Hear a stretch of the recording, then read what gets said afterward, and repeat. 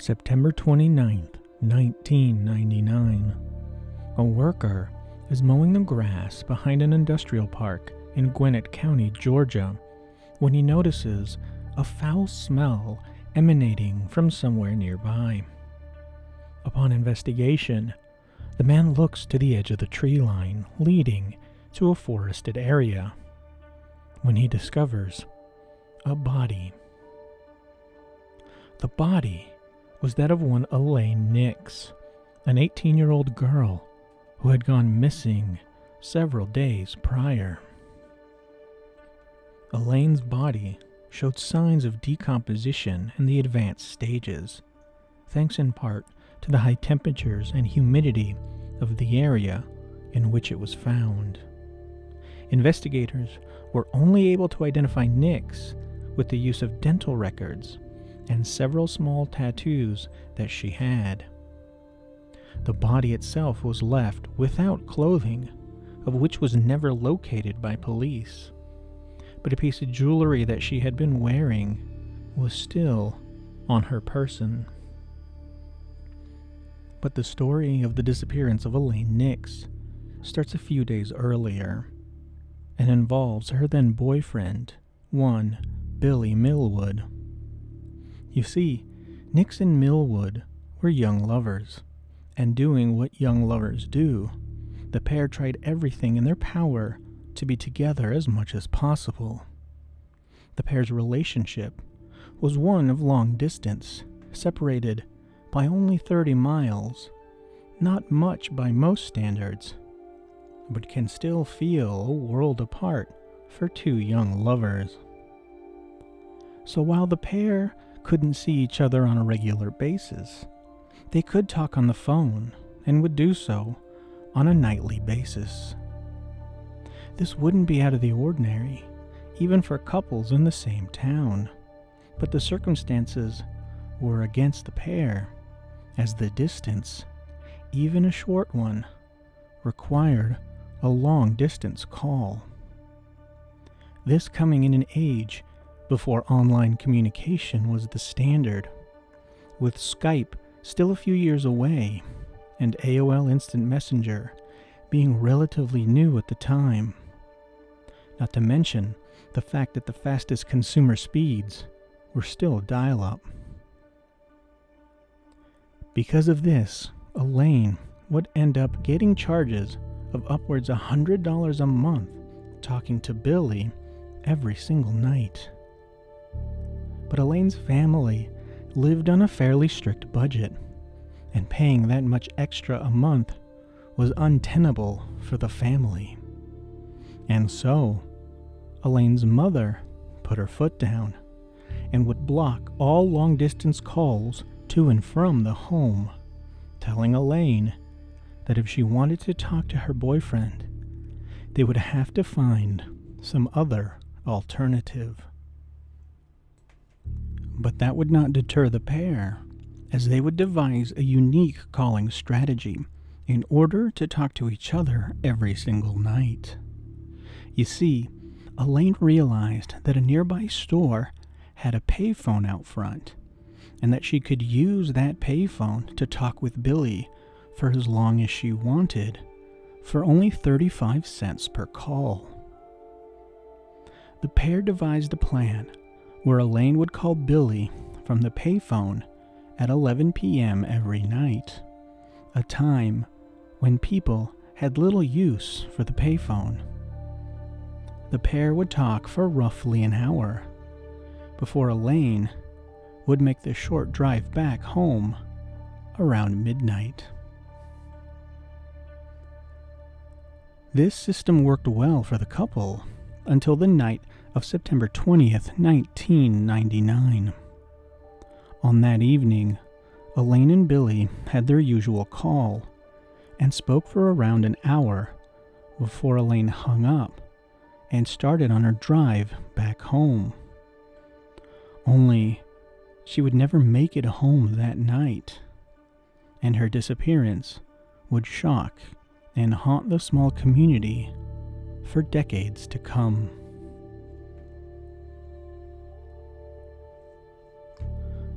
Initially, When Elaine did not return home, her parents didn't think much of it.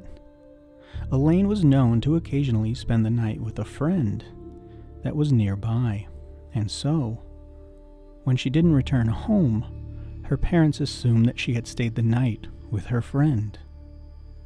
But by the next morning, when Elaine failed to show up for her morning shift and pick up her paycheck, her parents knew something was wrong. Elaine's parents would end up searching for Elaine in the usual spots.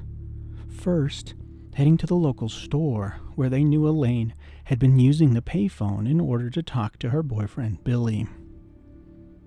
The pair didn't have to search long, as they quickly discovered Elaine's 1986 Toyota Celica still parked in the store's parking lot. They also noticed that the keys to the car were in the ignition, and that Elaine's bag was left on the passenger seat. The only thing that seemed to be missing was a small address book that Elaine always kept in her bag. And here is where the first major setback that potentially hampered the case would arise, as Elaine's mother made the decision to drive Elaine's car home from the store, not realizing that in the process she was potentially destroying evidence, contaminating the crime scene, and preventing investigators from getting a better picture of the events of the night before. But once home, Elaine's parents would call the police in order to report their daughter missing. And here is where the second misstep would take place. You see, the local police seemed to assume that Elaine had simply run off someplace and would eventually come home when she was ready. Investigators told her parents that they would have to wait a certain amount of time before any missing persons case could be opened. Elaine's parents noted that police never really seemed all that interested in helping them find her, and that at one point, an officer even suggested to them that Elaine had run away from home in order to become a stripper. Still, Elaine's parents knew that their daughter had not simply run away, and they called everyone that they knew in the surrounding area and quickly organized a local search of the town in order to find Elaine. Police would eventually involve themselves by setting up a few roadblocks in the areas leading out of town and asking passing motorists if they had seen anyone matching Elaine's descriptions. But all of this would turn up nothing with regards to Elaine's location.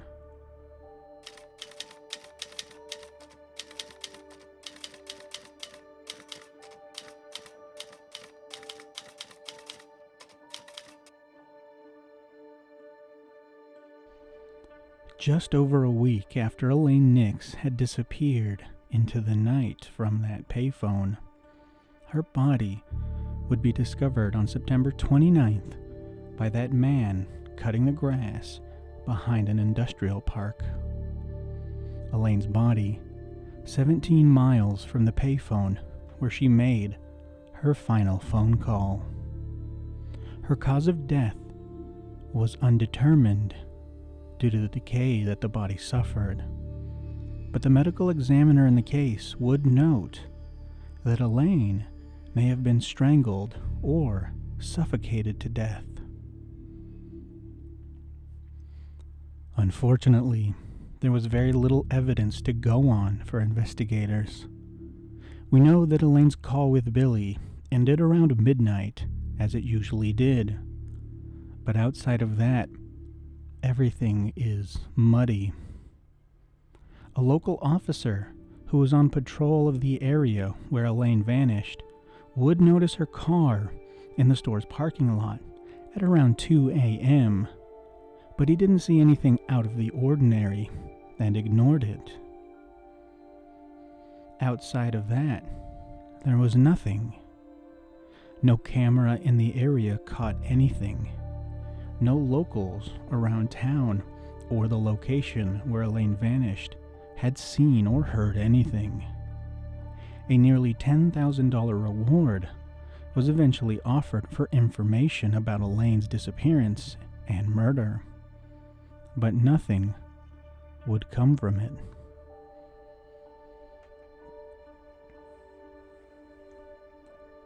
In the years since Elaine's disappearance and murder, a number of theories have arisen. The spot where the payphone was located had long been a favorite spot for truckers to stop at and get some sleep before passing through the area.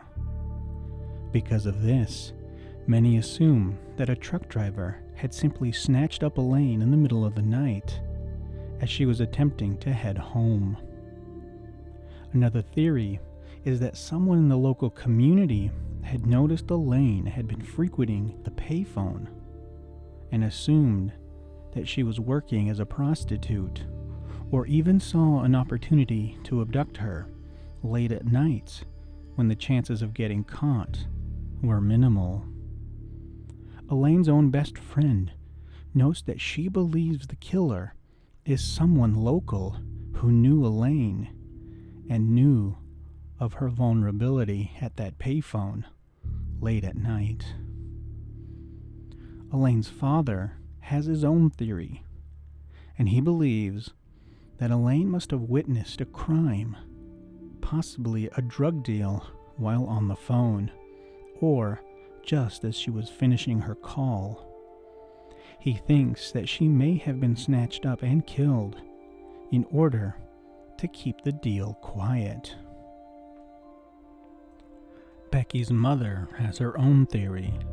You see, over the years, Millwood, who was the last person to speak with Elaine, has been in and out of jail, racking up quite the rap sheet, with charges relating to battery, possession of amphetamines, and intent to distribute drugs. For nearly 20 years, Millwood has been in and out of the system. Elaine's mother, Becky, says that each time he comes out of jail, Millwood calls her. Quote, "I feel like he's wanting to tell me something, but then he gets right back out in the world and doing whatever he does to get back in jail. I think he knows something because they talked on the phone for an hour." A current cold case investigation is now ongoing, and while Gwinnett County Police Sergeant John Richter won't divulge any details, he has pointed to several of the probable suspects that they've had over the several years, noting many of them are dead, and that this cold case's suspect list is dwindling. To this day, we don't know what happened to Elaine Nix, and no new information has come to light regarding her disappearance and murder. Elaine's family have not given up on finding the person who took their daughter from them, and have made a vow to never stop bringing awareness to the case. With the 23-year anniversary of the murder just around the corner, we want to let everyone know that the search for Elaine Nix's killer continues, and that a $5,000 reward for information leading to the arrest and conviction of the person who killed her is still available. Please, if you have any information regarding this case, you can contact the Gwinnett County tip line at 770-513-5390. Our thoughts are with the family and those affected by this heinous crime, and we hope that someday soon, those responsible are brought to justice. Thank you for watching this episode of Case Files. We hope you enjoyed this new format, and we're glad to be back after our hiatus. If you like what you heard here and want more, please feel free to like, comment, and subscribe, and let us know in the comments below of any other case that you want us to take a look at. Until then, everyone stay safe, and we'll see you again real soon.